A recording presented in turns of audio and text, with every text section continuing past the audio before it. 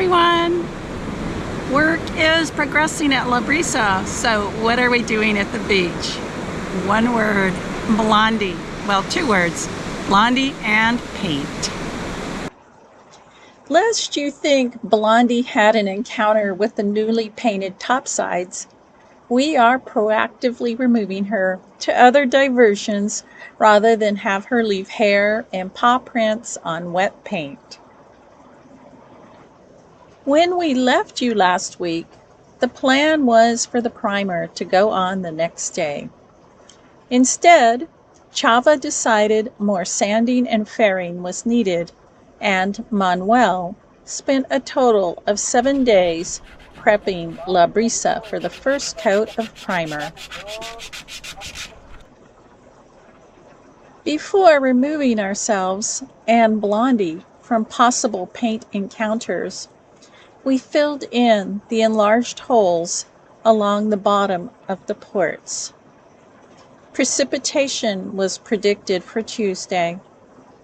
Chava had already filled in the top holes with thickened epoxy, but Lee and I wanted to take care of the problem holes ourselves, ensuring the large holes were first filled with unthickened epoxy to allow the epoxy to soak into the wood and run down into interior voids.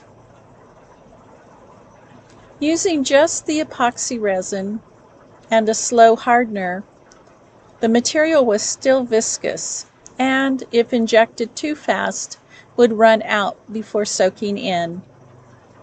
Lee found injecting it slowly, bit by bit, allowed it to soak in.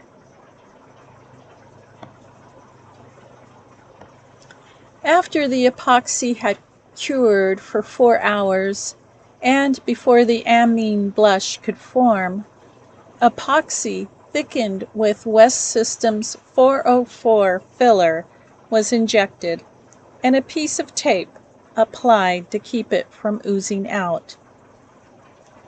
As the sun was setting, and when the exterior surface was firm enough, we removed the tape. The next morning, there was a moderate norther blowing when we left the boat, and Chava and a helper began to apply the first coat of primer. We headed out to Playa Tecolote, at the end of the road that goes past Pichalingi and Balandra. After an unpleasant episode of getting stuck in the desert sand last April, when Blondie and I made a cross-country trip, and which I did not share with you all, Lee drove the tricky sandy part. We found ourselves situated across from Isla Espiritu Santo, and just in time for a late lunch. Mid-afternoon, we watched the progress of the Mexico Star ferry on her departure to Mazatlan, and Lee sawed up the lumber which had been occupying our bed and which will be, eventually, a trial design for the dinghy bow chock.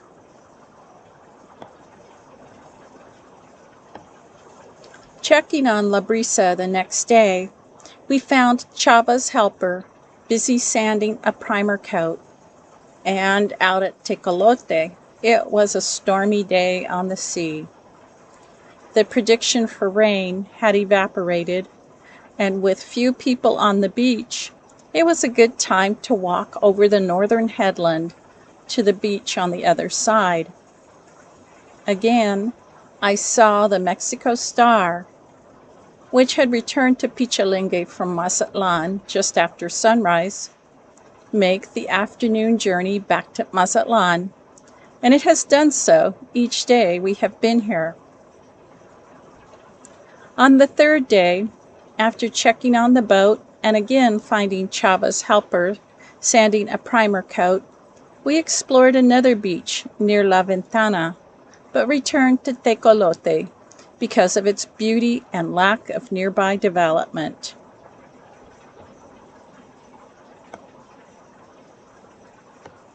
The use of the beach at Tecolote is free, and in addition to the day users, who are mainly locals, our neighboring campers hail from Canada, California, Idaho, and New Mexico.